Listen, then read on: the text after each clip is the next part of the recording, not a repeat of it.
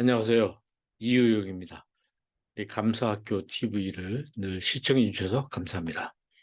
오늘은 어느 취준생 이야기를 하나 들려드릴까 합니다. 제가 지도하던 학생이었는데 어느 날 어느 기업에 이제 취업을 하게 됐습니다. 서류 전형도 이제 합격을 하고 드디어 면접도 다 보게 되었죠. 아주 성실한 친구였고, 또 제 수업에서 아주 감사일기를 열심히 쓰고, 또 제 강의를 들으면서 감사를 생활하고 있는 아주 좋은 청년이었습니다. 그런데 결과는 낙방이었습니다.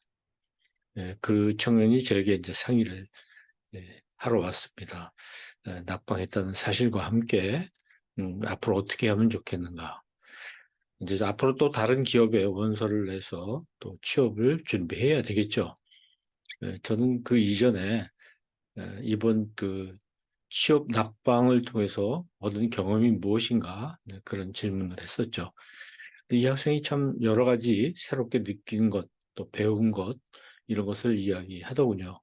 그래서 그 회사에 그래도 낙방은 했지만 이렇게 좋은 기회를 줘서 고맙습니다 하는 편지를 하나 보내면 어떻겠는가 그런 제안을 했는데 뜻밖에도 이 학생이 회사에 그런 편지를 보냈습니다.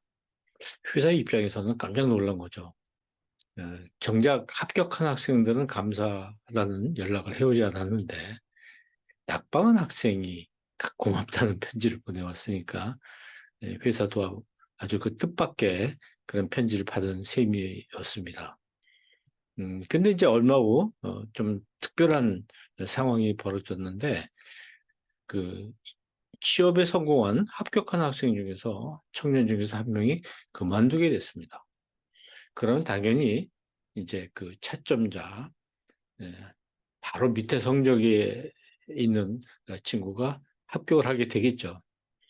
근데 이제 알고 보니까 이 친구가 그 커트라인 바로 밑에 하나, 둘, 두 번째로 합격한 친구였습니다. 그런데 이제 회사에서 어, 이 다음 사람을 이제 취업을 시키기 위해서 자동적으로 이제 편지를 보내서 합격했다는 통보를 해야 되는데 인사위원회가 열려가지고 그럼 이왕이면 우리에게 감사 편지를 보낸 그 청년에게 예, 합격 편지를 보내주면 어떻겠느냐. 네, 이런 토의가 있었죠. 그래서 결국은 그 다음 학생인 이 청년이 이제 합격을 하게 되는 그런 아주 놀라운 상황이 벌어졌습니다.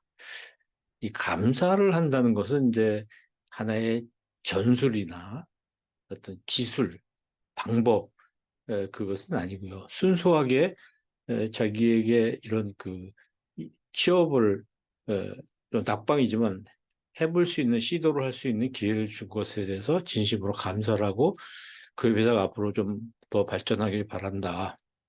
이런 편지를 보냈는데 그것이 뜻밖에도 이 친구가 그 회사에 이제 합격할 수 있는 그런 계기가 된 것이죠. 감사는 엄청난 힘을 가지고 있는 것 같습니다. 그래서 우리가 늘 일상생활에서 감사를 하면 좋겠습니다.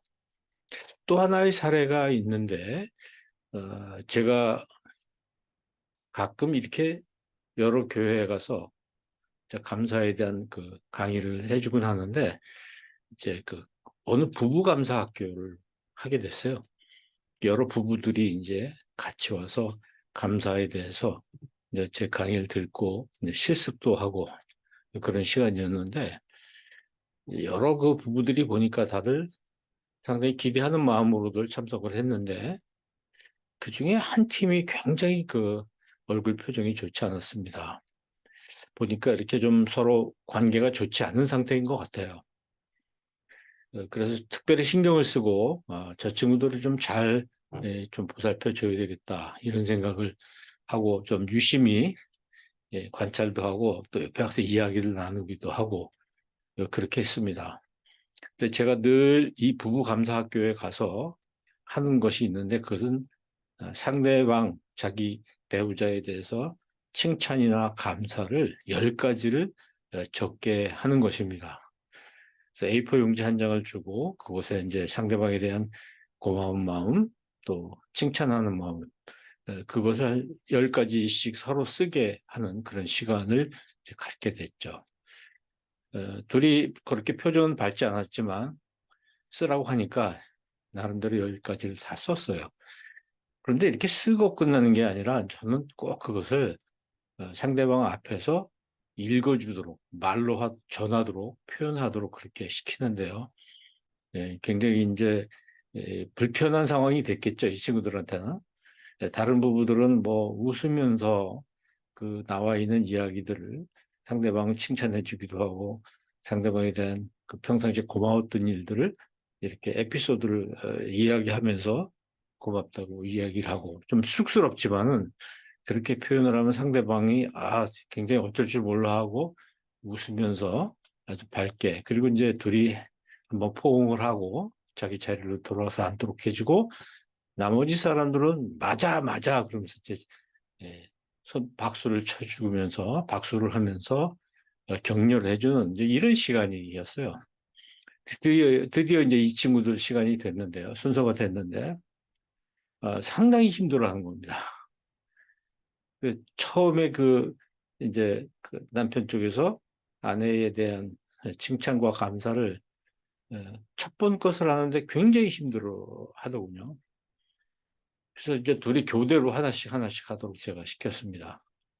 둘이 하나씩 이제 말을 꺼냈는데 몇 가지를 이야기하다가 상대방이 그 말을 듣고 이제 울어버렸고 그래서 상당히 뭐랄까 감성적인 그런 분위기로 바뀌어 버렸습니다. 그래서 좀 막 그 10가지씩 썼는데 다 읽지 못하고 한 5가지 정도 하고 더 이상 읽을 수가 없는 상황이 됐어요. 막 북받쳐 올라서 울고 이런 상황이 돼서 그 한마디 한마디 할 때 칭찬할 때마다 우리 주변 사람들은 벌써 그 분위기를 알았기 때문에 좀 격려를 해주기 위해서 열심히 박수를 치면서 맞아 맞아 이렇게 소리를 질러주고 그렇게 했죠. 결국 이 친구들 다 하지는 못했지만은 중간에 굉장히 울고 어, 끝내 이제 둘이 이제 포옹을 하고 그랬는데 한참 좀 진정이 된 다음에 제가 이렇게 물어봤어요. 왜 이렇게 울었냐고 그랬더니 상대방이 나를 정말 그렇게 고마워하는지 몰랐다는 거예요. 피차간에. 또 그 칭찬을 그렇게 해줄 만큼 그런 마음을 가지고 있는지 몰랐다는 거죠. 이 겉으로 이렇게 표현이 좀 뭐라 그럴까요? 좀 익숙하고 좀 세련된 표현을 하지 못하고 우리 가끔 그러지 않습니까? 아니 뭐 일일이 내가 말로 표현을 해야 되나? 내 마음이 그러면 되지. 이렇게 하는 경향이 있는데 이 친구들의 경우가 바로 그런 경우였던 것 같아요. 굉장히 쌀쌀맞게 이렇게 표현을 서로 하고 마치 자기 마음이 그런 것이 아닌 것처럼 이렇게 표현을 했는데 사실 마음은 상대방을 좋게 생각하고 그랬겠죠. 그래서 표현이 서툴다 보니까 상대방이 그 표현에 대해서 상처를 입고 정말 그 사람의 마음도 그럴 것이다. 이제 그렇게 생각을 하고 서로 오해했던 것입니다. 그런데 그 10가지 중에 5가지 정도밖에 못했지만 그 읽어내라 가면서 상대방이 정말 이런 부분을 나에 대해서 이렇게 생각하고 있구나. 또 나한테 이런 걸 고마워하고 있는 것이었구나 하는 것을 이제 확인하면서 그동안에 이제 여러 쌓였던 모든 문제들이 싹 녹아버리는 그런 특별한 경험을 했습니다. 그 두 부부, 그들 부부뿐만 아니라 그 자리에 함께했던 우리 모두가 저럴 수 있겠다. 그러니까 우리도 표현을 참 잘해야 되겠다. 이런 부부 세미나, 부부 감사 학교를 한 적이 있습니다. 우리가 감사라는 것은 마음에 담아둬서는 안 되는 것이고 또 상대방에게 반드시 그것을 표현을 해줘야지 안다. 표현을 안 해주면 상대방이 잘 모릅니다. 내 마음을. 그래서 오늘 우리 가까운 사람에게 내가 상대방에 대해서 좋게 생각하고 있는 것, 고맙게 생각하고 있는 것을 감추지 말고 이렇게 표현을 적절히 하는 것이 참 좋겠다. 이런 말씀을 드립니다. 우리 그 감사학교 TV에 늘 관심을 가지시고 매주 방송이 되니까 들어보시면서 우리가 감사하던 생활을 계속 함께 누리시면 좋겠습니다. 예, 다음 시간에 또 뵙겠습니다. 감사합니다.